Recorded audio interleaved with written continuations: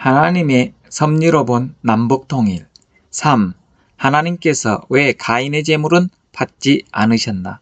성경을 보면 하나님이 아벨의 제물은 받고 가인의 제물은 받지 않았는데 왜 하나님은 가인의 제물은 받지 않았을까요? 오늘날의 기독교는 이에 대한 명확한 답을 내리지 못하고 있습니다.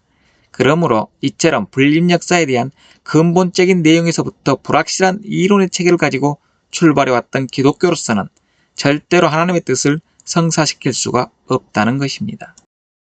하나님의 불림 역사의 근본적이고 원칙적인 섭리 내용과 일치할 수 있는 이론을 제시할 수 있어야 복귀 섭리해 오신 하나님의 뜻을 성사시켜 드릴 수가 있는 것입니다. 그렇다면 하나님은 왜 아벨의 제물만 받고 가인의 제물은 받지 않으셨던가? 사탄에게 자식의 소유권을 빼앗겨 아들이 없는 입장에서 아들을 찾을 수 있는 방법으로서 아벨을 하나님 편에 세웠기 때문에 하나님은 당연히 아벨의 제물은 받아야 됩니다. 그러면 왜 가인의 제물은 받지 않았느냐? 가인의 제물을 받지 않겠다는 것이 하나님의 뜻이 아니었습니다. 받기는 받겠다. 그러나 너는 아벨을 통해서 제물을 바쳐라 하는 것이 하나님의 뜻이었습니다. 그러면 왜 이렇게 됐을까요? 본래 아담은 하나님의 아들로서 종인 천사장의 주인이 되어야 했습니다.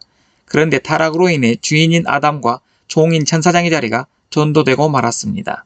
거꾸로 되고 말았습니다. 그렇게 되었으니 아담이 그 본연의 위치와 권위를 되찾아야 하는데 그러기 위해서는 아무런 조건 없이는 본래의 위치와 상태로 복귀할 수가 없다는 것입니다. 통일교회에 단감복귀라는 수거가 있습니다.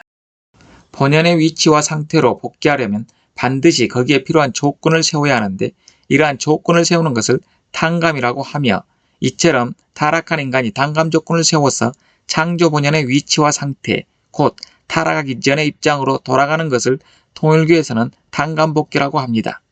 그러니까 본래 주인이던 아담이 종인 천사장의 종의 자리로 떨어졌던 것이 타락이었으니 타락하기 전에 본래의 상태와 위치로 돌아가기 위해서는 뜻맞은 단감 조건을 세워야 한다는 것입니다.